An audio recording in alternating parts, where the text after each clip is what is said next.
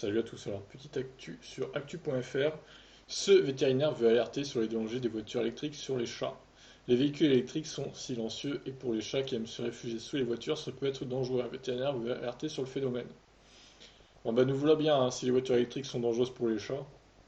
Ce n'est pas encore une épidémie, mais le docteur Jarek Sepagnac, vétérinaire à Toulouse, n'a pas pu s'empêcher de remarquer que depuis quelques mois, il accueillait des chats victimes d'un accident domestique bien particulier. Dans sa clinique, il accueille de plus en plus de félins qui sont écrasés par leurs propriétaires qui roulent en véhicule électrique. Des chats écrasés par leurs propriétaires, ça arrivait déjà avant des véhicules électriques ou hybrides, mais depuis un an, je constate qu'il y a de plus en plus de cas liés à ce type de voiture. Elles sont tellement silencieuses que les chats n'entendent pas quand le conducteur démarre et se font écraser. C'est tellement horrible, quoi. Bon, après, certaines ont quand même le VES, un son à basse vitesse, donc ils doivent pouvoir entendre ce bruit. Mais est-ce qu'il l'associe au fait de pouvoir s'en aller, devoir s'en aller de la voiture, dessous la voiture? Ça, c'est encore une autre histoire. Les chats aiment en effet particulièrement se réfugier sous les véhicules qui offrent un abri à l'ombre en été ou une place au chaud quand les températures rafraîchissent et que le moteur de la voiture vient tout juste de s'arrêter. Bon, alors pour le coup, les voitures électriques, elles sont en général jamais chaudes. Enfin, la batterie l'est un peu, mais je doute que ça fasse le même effet qu'une voiture thermique quand le moteur est chaud, quoi. Prise de conscience environnementale oblige, les véhicules électriques et hybrides ont de plus en plus la cote auprès des automobilistes. Alors, le docteur Jarek explique qu'il accueille dans sa clinique des animaux parfois très amochés après ce type d'accident. Le chat peut en être, peut en être quitte pour une grosse frayeur, mais il y a aussi des blessures bien plus graves.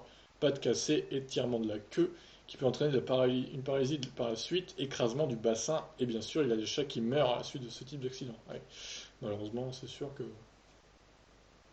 et perdre son chat en de telles circonstances, c'est bien souvent traumatisant pour le propriétaire. Les gens qui arrivent à la clinique après un tel événement sont hystériques, rapporte le vétérinaire. Il y a une vraie notion de culpabilité, un traumatisme qui n'est pas négligeable. Oui, c'est vrai que tuer son propre animal, ça doit foutre un coup au moral quand même. Le docteur a réfléchi aux solutions qui pourraient permettre d'éviter de tels drames. Attention, je ne hurle pas au loup. J'ai moi-même un véhicule électrique et j'en suis très content, mais l'accident est vite arrivé. J'ai manqué d'écraser mon chat il y a quelques jours. Il manque un moulin.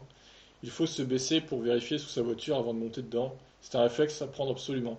Et je crois que les constructeurs et équipementiers devraient aussi se pencher sur le problème.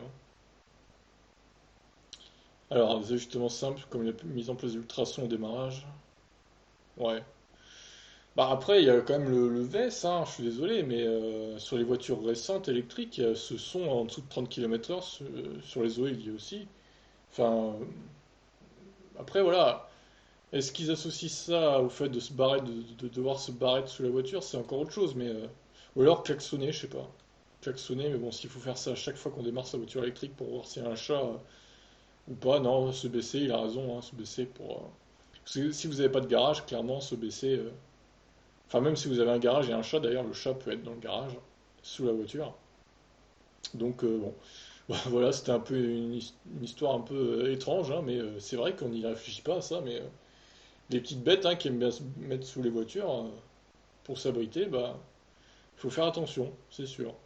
Sur ce, si vous avez un chat et une voiture électrique, n'hésitez pas à témoigner, hein, si vous avez déjà fait une frayeur. Moi, je vous laisse, n'hésitez pas à réagir. Ciao.